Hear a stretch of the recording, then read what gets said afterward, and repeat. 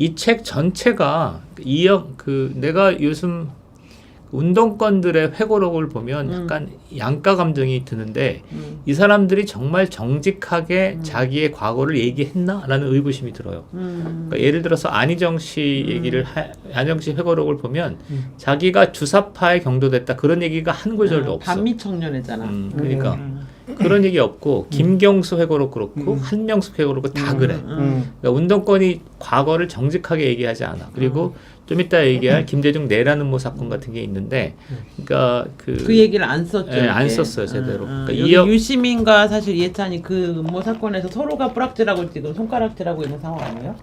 네. 그 김대중 내란 사건 때 어떤 부분이 엮여 있었나요? 그러니까 이해찬은 유시민이 불었다는 거고 유시민이 이해찬이 불었다 그러면서 서로 네가 불었잖아 이러면서 욕하고 있는데 회고록엔 한 마디도 안 쓴 거지. 아하. 그러니까 그 이해찬이 70년대에 자기는 이 책만 보면 마르크스주의자라고 얘기하기 어렵잖아. 그러니까 이념적인 얘기를 거의 안 썼는데 그 이해찬이 좀 온건하고 합리적인 사람이긴 하지만 70년대에 그랬을까라는 의구심이 좀 들어. 그러니까 그것은 뭐냐면 자기 회고록을 쓸 때는 그런 것들을 싹싹 빼놓고 민주화 운동 관련된 것만 남겨놓고 네. 사실 사상운동적인 부분들은 싹 다 이렇게 세탁을 하는 거지. 조금 의구심이 드니까 그런 거고 이제 80년대가 되면 이제부터 본격적인 이해찬의 행보가 나오는데 넘겨주시죠. 이게 민주화의 봄인데 좀 그 약간 사전 지식이 좀 필요해서 그 다음에 좀 이거는 그래도 좀 중요하거든요. 그러니까 민주화의 봄이니까 서울대 그러니까 그 당시 서울대가 왜 중요하냐면 서울대가 한 60% 되는 거야 전체 학생 운동에. 그래서 서울대에서 이제 노선 투쟁이 벌어지는데 크게 두 그룹이 있는 거야. 하나는 복학생 그룹이 있고 하나는 현역이 있어. 복학생 그룹이라는 게 이제 대표적인 게 이해찬이에요. 이해찬. 그러니까 복학생 협의회라는 게 있고 복학생 협의회 대표 주자가 이해찬으로 학생 사회에 영향을 행사하는 거고 그다음에 현역을 대표하는 게 그 유명한 심재철이야. 심재철. 서울의 서울역 회군. 그래서 이 두 가지가 이제 갈리는데 여기서부터 하나는 그 이 책은 어떻게 돼 있냐면 학생들이 80년대 초중반에 그러니까 교련 반대 무슨 그런 것처럼 학내 문제에 집중해 있었다는 거야. 학생의 건설, 교련 반대. 그러니까 한가하게 돼 있기 때문에 복학생들이 결합이 돼서 정치 투쟁으로 분위기를 바꿨다는 거야. 그러면서 5월 9일 날 있었던 서울대 시위를 얘기하고 거기서 김부겸이 연설한 얘기를 쭉 싣고 있어요. 요게 그 80년 학생 운동을 보는 첫 번째 시각이고 이거랑 다른 시각을 좀 더 소개할 텐데 그러니까 DJ와 YS의 갈등이에요. 근데 YS는 어땠냐면 그 당시에 신민당 총재니까 주도권을 갖고 있잖아. 근데 김대중은 어땠냐면 71년 대통령 선거에 출마한 다음에 일본에 갔다가 납치되잖아. 73년. 이게 유명한 김대중 납치 사건이잖아. 그런데 이제 그 서울로 돌아왔지. 그때부터 이제 은거 생활을 한 거야.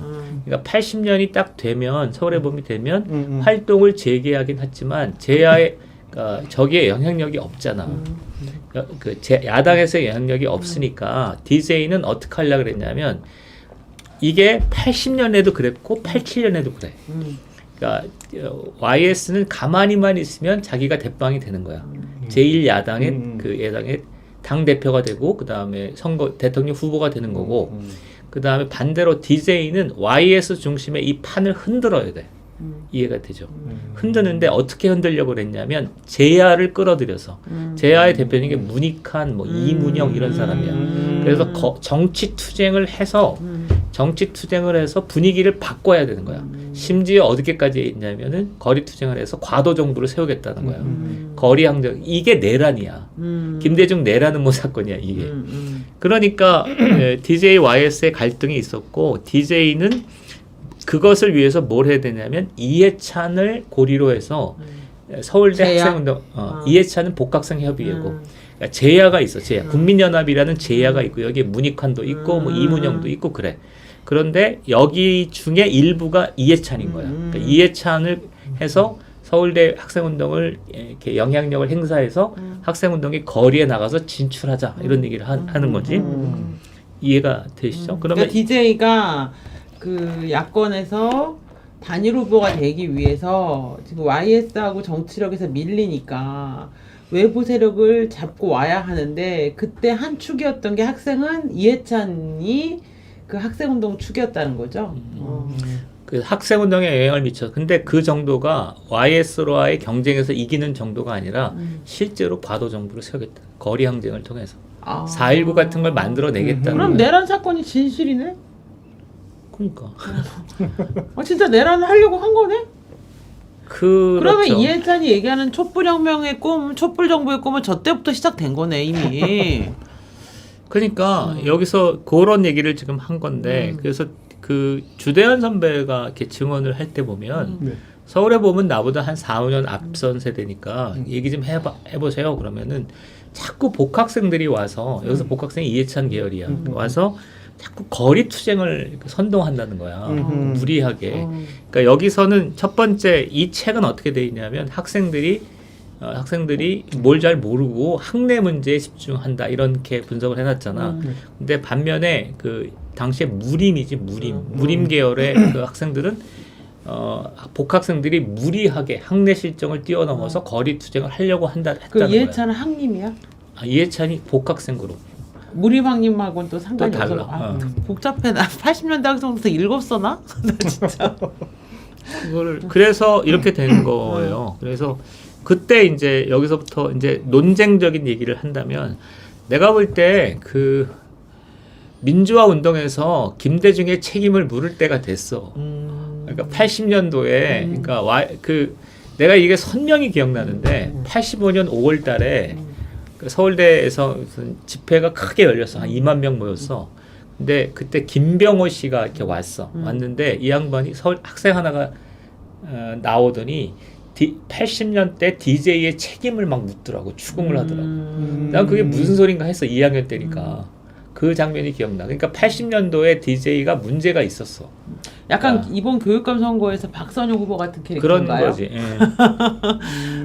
그러면은 근데 사실은 87년 6월 항쟁 끝에 이제 단일 후보가 안 됐던 것에 더 궁극적 책임은 DJ한테 있었던 거 아닌가요? 나는 그렇게 보죠. 그러니까 DJ가 너무 욕심부렸어요. 87년에도 그랬던 거야. 네. 그러니까 대부분의 싸움은 사실은 YS가 했거든. YS가 상당히 잘했어 싸움을. 근데 6.29 선언이 딱 나잖아. 나니까 그러니까 DJ가 그때부터 정치적인 활동을 재개하잖아. 그러니까 지금도 기억나는데 선명히 기억나. 9월 8일 날. 그러니까 선거 끝난 지 얼마 안 돼서 그러니까 6.29 선언 끝난 지 얼마 안 돼서 9월 8일 날 DJ가 광주를 간다고. 광주에서 그러니까 광주시 유사일에 처음으로 완전히 철시를 해버린 거야. 그러니까 80만 막 50만 명이 모여서 열광적인 지지를 하는 거야. 근데 그거를 딱 보면서 후보 단일화 끝났다 이런 거야. 그러니까 DJ가 항상 그래. 주도권을 잡고 YS를 제압하겠다 이런 게 많아. 그러니까 71년에 그래서 이겼거든. 그러니까 그런데 과거의 성공에 대한 네. 그 도취가 너무 컸네요. DJ가 좀 그런 성향이야. 근데 10월 18일 날 부산 수영만에서 이번에는 YS의 집회가 열리는데 광주랑 부산이랑 잽이 안 되잖아. 근데 그렇죠. 왜 DJ는 그렇게 계속 YS의 2인자처럼 됐어요? 왜 YS를 넘지를 못했어요? 그러니까 71년에는 DJ가 이기잖아. YS한테. 근데 그 후로는 DJ는 정부한테 좀 찍혔어. 그러니까 대중경제론 이런 게 약간 빨갛거든. 그러니까 YS는 그러니까 그 당시에 민심의 민도가 DJ가 너무 좌경화돼 있다고 생각하고 YS 정도가 좀 이렇게 민주화를 할 수 있다고 판단했던 그것보다는 그러니까 공안기관에서 DJ를 찍어놓고 그러니까 저걸 하잖아. 그러니까 73년 조지잖아요, 사실 네, 그 조지잖아. 방송에서. 그래서 사실 어른들 사이에서 김대중 빨갱이야, 빨갱이 이렇게 얘기하는 경우도 많았지 않았어요? 우리 아버지는 김대중 되면 자기 이민 갈 거라 그랬어요. 네, 그러니까 근데 안 가더라. 저희 그 어렸을 적에는 저희 부모님도 다 이제 김대중 대통령이 막 이제 좌익이라고 이제 그렇게 생각을 하고 김대중 대통령이 그 대통령이 되면은 뭐 이제 나라에 피바람이 불 거다 막 이렇게도 믿고 막 그랬었어요. 근데 너무 웃긴 거는 진짜로 실제로 뭐 내란을 주도하려고 했었네. 민 대표님 표현대로. 그렇게 그러니까 내란이라는 게 그게 두 가지가 있어. 합법 정부를 과도 정부로 바꾸겠다 하면 내란인 거고 그 당시에 이제 군부 쿠데타 상황이잖아. 그러니까 그거를 그 뒤집어 엎으려고 하는 건 정당한 저항권이라고 볼 수도 있지. 그러니까 복잡한 문제가 있긴 한데 내가 얘기하려는 건 DJ랑 YS랑 좀 달라. 그러니까 DJ는 항상 제야를 끼고 뭔가를 하려고 그래. 그리고 그냥 온건한 선거 절차, 정치 과정을 뛰어넘어서 뭘 자꾸 생각해. 그러니까 대중운동을 통해서 뭘 한다. 이런 발상이 있고 그 DJ의 유산이 지금 운동권에 남아 있는 거야.